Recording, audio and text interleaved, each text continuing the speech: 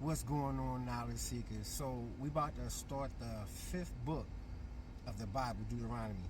All five books make up the Torah. That's important to know because a lot of people don't know what the Torah is. You have a lot of people that's Torah only, so you got to know where they're coming from when they say that. All right, let's just jump into it. The book of Deuteronomy is the fifth book of the Bible and the final book of the Torah after the Exodus from Egypt. Israel was at Mount Sinai for 1 year, entering into a covenant with their God, Yahweh. And then they had a disastrous road trip through the wilderness, and the Exodus generation disqualified themselves from entering into the land promised to Abraham. And so, Deuteronomy begins with Moses standing in front of the new generation, explaining the Torah. And it's from here that the design and purpose of the book unfolds. Deuteronomy is a series of speeches from Moses where he's calling the next generation of Israel to be more faithful to the covenant with their God, Yahweh. At the center of the book is a collection of laws which are the terms of the covenant between Yahweh and Israel. Some of the laws are new, but many are repeated from the laws given earlier at Mount Sinai. And that's actually where this book gets its name from, a Greek word, deuteronomy, which means second law. Surrounding these laws are two outer sections of Moses. Each of these are broken up into two parts themselves. Let's just dive in and see how it works. First of all, summarizes the story so far, and he highlights how rebellious the previous generation was in contrast with Yahweh's constant grace, and provision in the wilderness, and God did bring his justice on them. Yes, but he did not abandon his covenant promise. After this comes a series of very passionate sermons where Moses calls on this new generation to be more faithful than their parents were to the covenant. He's some of the 10 commandments, and then the centerpieces of a section is a famous line called the Shema. Moses says, "Listen, Israel, the Lord is our God, the Lord alone, and you shall love the Lord your God." So that's singular for those who think that there are three people, three gods, two gods. It's one God. The book is going to say this a couple times. So remember, I said this to you because even through the next testament, when we get there, it's not too much changing the way people keep thinking it is. Okay. You shall love the Lord your God with all of your heart, with all of your soul, and with all of your might. This became a very important daily prayer in Judaism. Let me talk about that. Judaism is something the Jewish people practice. They don't even practice this Bible. They practice what's called Judaism. Esau made up that religion back after he abandoned Yahweh, after he abandoned his birthrights. So these people that everybody are praising like as if they were God's people, it's like they don't even practice this book.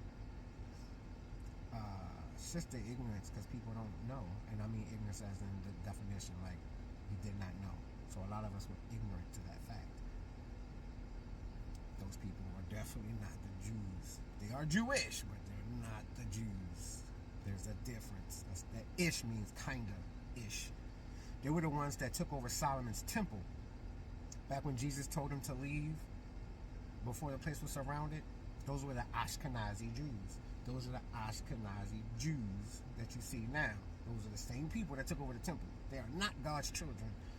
Once you do your history research, it just comes so alive. It's like, damn, I was lied to all this time. It's crazy.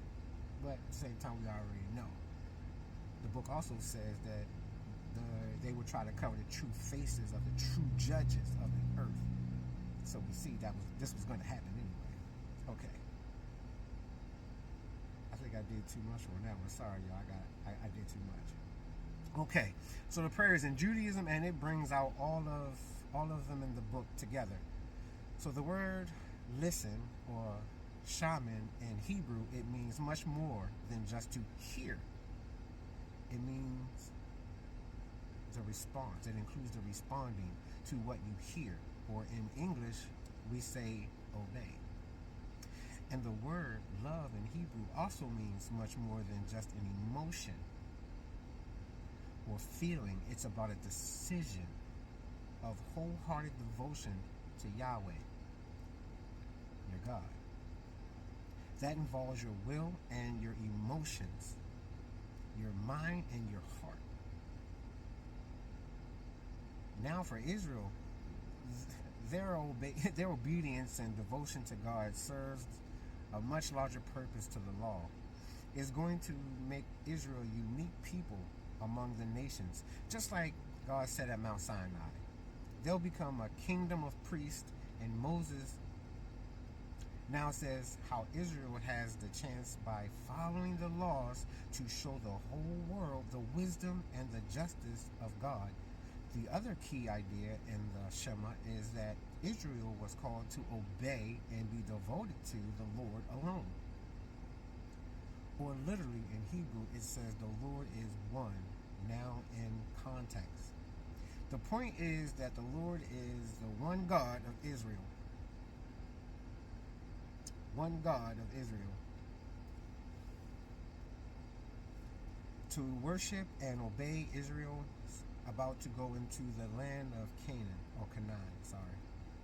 where people worship idols, gods that represent all different aspects of creation, with the sun, the weather, sex, and war. And then Moses views worshiping these gods as it degrades humans and destroys communities. But worshiping the God of Israel, who's the creator and the redeemer, that will lead to life and blessing. And so we come to a large collection of laws, center of the butt, and there are roughly arranged by topics. So the opening section is about Israel's worship of their God. They were to have one central temple where one God would be worshipped, and also God was to be worshipped in Israel's care for its poor. For example, all Israelites were to set aside 1/10 of their annual income to be given to the temple, but another 10th was to be satisfied every 3 years and given to the poor. And these are the kinds of laws that put Israel on the cutting edge of their justice in comparison to their adjacent neighbors. And it was all bound up with their worship of God. The next section outlines the chapter qualities of Israel's leaders. So the elders, the priests, the kings, these were all placed under the authority of the covenant laws, which God said that he would force by sending prophets to keep the leaders accountable. So in the contrast, Israel's neighbors were kings, were thought of as divine and law unto themselves. Israel's leaders were subordinate to the laws, and the prophets of the laws about Israel, civil, so rules about marriage and family and business, and also about social justice, about their legal system and how it was to protect widows and orphans and immigrants. And then these are concluded by more laws about worship. Now here's some tips for reading all the laws. Remember, first off, these are the terms of the covenant at Mount Sinai, given specifically to the Israel living in. So it's not going to be helpful to compare these laws with modern laws from different cultures, because Israel's laws were supposed to be set apart from everyone, which is what makes them a whole different people, which was supposed to make them a whole different people. Well, these laws were given to Israel set apart, And so we need to compare these laws with those of Israel's neighbors.